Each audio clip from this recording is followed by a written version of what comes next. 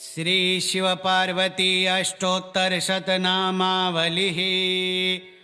ॐ महादेवाय नमः। ॐ पार्वत्यै नमः। ॐ शम्भवे नमः। ॐ गिरिजायै नमः। ॐ रुद्राय नमः। ॐ उमायै नमः। ॐ त्र्यम्बकाय नमः। ॐ भवनिधये नमः। ॐ नीलकण्ठाय नमः। ॐ गौर्यै नमः। ॐ शूलपाणये नमः। ॐ हरायै नमः। ॐ अन्नपूर्णायै नमः। ॐ नटराजाय नमः। ॐ जगन्मातृभ्यां नमः। ॐ गंगाधराय नमः। ॐ कैलासवासिन्यै नमः। ॐ पशुपतये नमः। ॐ जगदम्बिकायै नमः। ॐ अघोराय नमः। ॐ शक्त्यै नमः। ॐ सदाशिवाय नमः। ॐ अर्धनारीश्वराय नमः। ॐ दुर्गायै नमः। ॐ भवाय नमः। ॐ भवप्रिये नमः। ॐ त्रिपुरान्तकाय नमः। ॐ कामाक्ष्यै नमः। ॐ विश्वनाथाय नमः। ॐ चण्डिकायै नमः। ॐ कालेश्वराय नमः। ॐ काल्यै नमः। ॐ भूतनाथाय नमः। ॐ अष्टभुजायै नमः। ॐ उमेश्वराय नमः। ॐ सिद्धिदायै नमः। ॐ गिरिशाय नमः। ॐ शक्तिरूपिण्यै नमः। ॐ अच्युताय नमः। ॐ भवान्यै नमः। ॐ त्रिलोचनाय नमः। ॐ जगत्प्रतिष्ठायै नमः। ॐ अन्धकासुरसूदनाय नमः। ॐ जगन्मोहिन्यै नमः। ॐ विष्णुवल्लभायै नमः। ॐ हरिकेशाय नमः। ॐ सिद्धेश्वर्यै नमः। ॐ श्रुतिसाक्षिणे नमः। ॐ महेश्वर्यै नमः। ॐ ब्रह्मचारिण्यै नमः।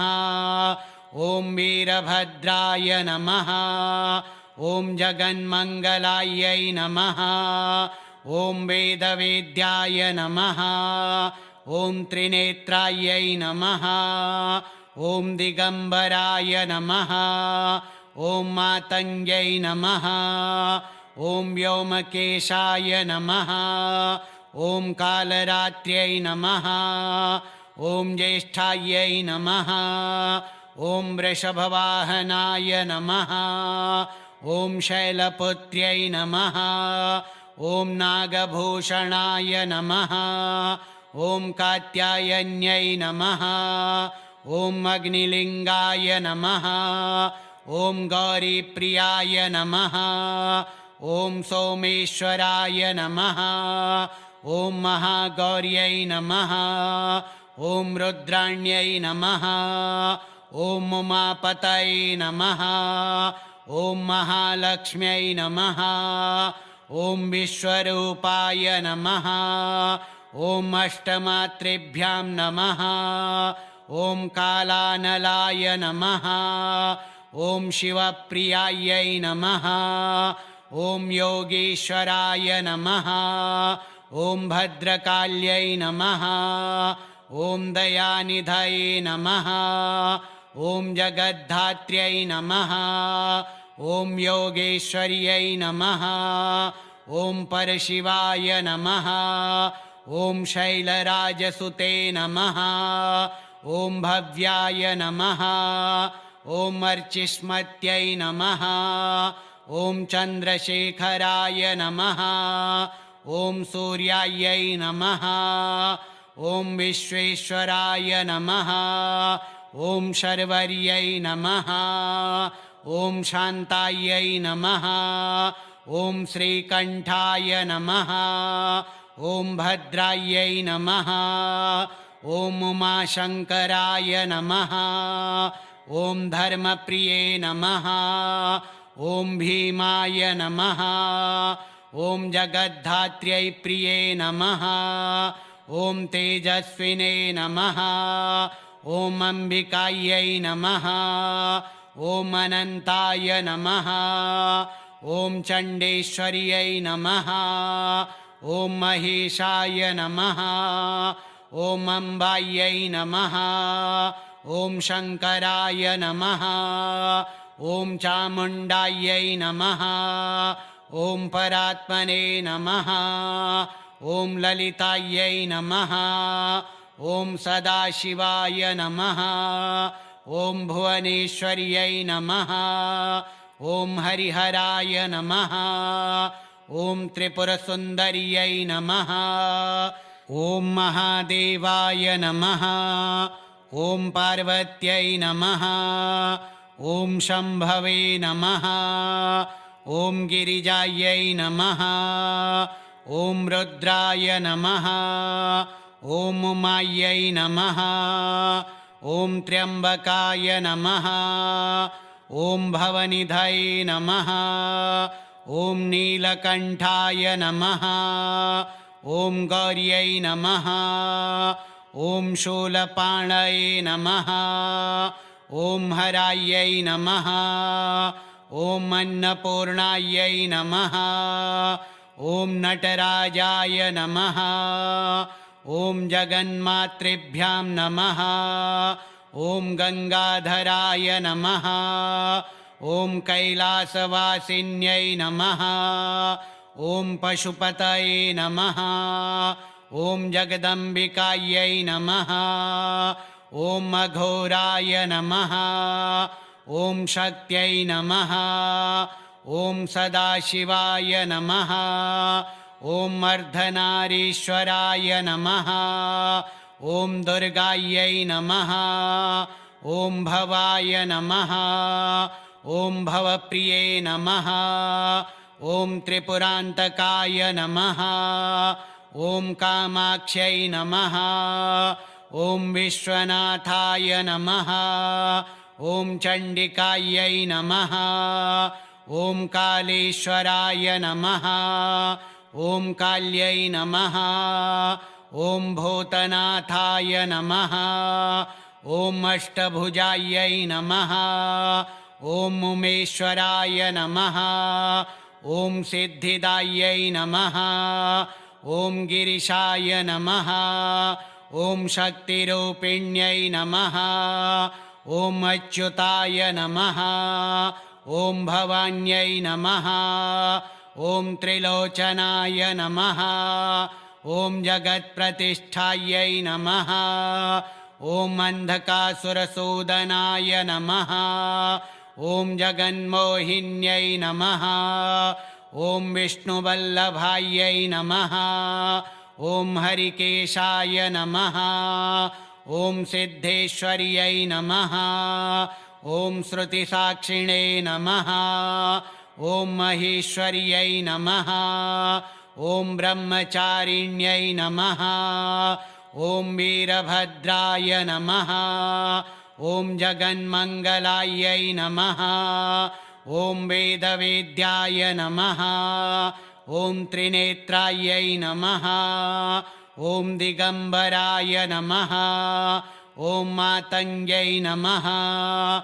ॐ व्योमकेशाय नमः ॐ कालरात्र्यै नमः ॐ ज्येष्ठायै नमः ॐ वृषभवाहनाय नमः ॐ शैलपुत्र्यै नमः ॐ नागभूषणाय नमः ॐ कात्यायन्यै नमः ॐ अग्निलिङ्गाय नमः ॐ गौरीप्रियाय नमः ॐ सोमेश्वराय नमः ॐ महागौर्यै नमः ॐ रुद्राण्यै नमः ॐ उमापतये नमः ॐ महालक्ष्म्यै नमः ॐ विश्वरूपाय नमः ॐ अष्टमातृभ्यां नमः ॐ कालानलाय नमः ॐ शिवप्रियायै नमः ॐ योगीश्वराय नमः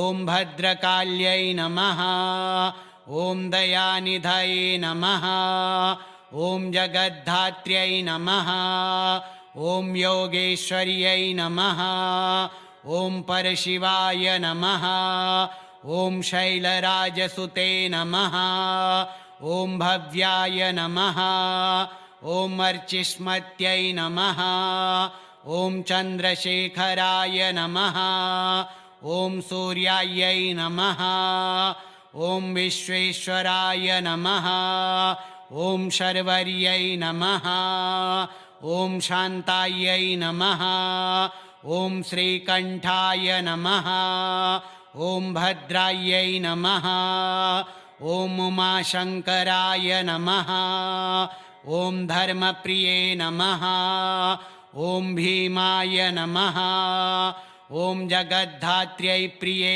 नमः ॐ तेजस्विने नमः ॐ अम्बिकायै नमः ॐ अनन्ताय नमः ॐ चण्डेश्वर्यै नमः ॐ महेशाय नमः ॐ अम्बायै नमः ॐ शङ्कराय नमः ॐ चामुण्डायै नमः ॐ परात्मने नमः ॐ ललितायै नमः ॐ सदाशिवाय नमः ॐ भुवनेश्वर्यै नमः ॐ हरिहराय नमः ॐ त्रिपुरसुन्दर्यै नमः ॐ महादेवाय नमः ॐ पार्वत्यै नमः ॐ शम्भवे नमः ॐ गिरिजायै नमः ॐ रुद्राय नमः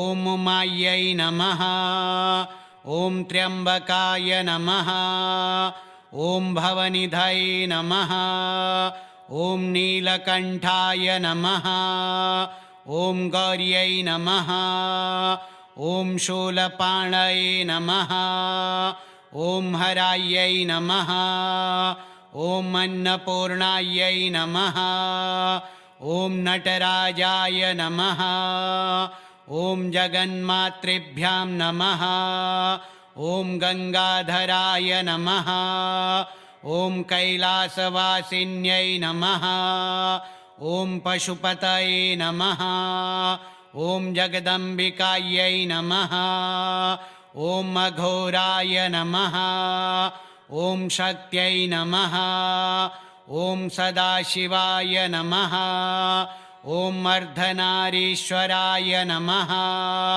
ॐ दुर्गायै नमः ॐ भवाय नमः ॐ भवप्रिये नमः ॐ त्रिपुरान्तकाय नमः ॐ कामाक्ष्यै नमः ॐ विश्वनाथाय नमः ॐ चण्डिकायै नमः ॐ कालेश्वराय नमः ॐ काल्यै नमः ॐ भूतनाथाय नमः ॐ अष्टभुजायै नमः ॐ उमेश्वराय नमः ॐ सिद्धिदायै नमः ॐ गिरिशाय नमः ॐ शक्तिरूपिण्यै नमः ॐ अच्युताय नमः ॐ भवान्यै नमः ॐ त्रिलोचनाय नमः ॐ जगत्प्रतिष्ठायै नमः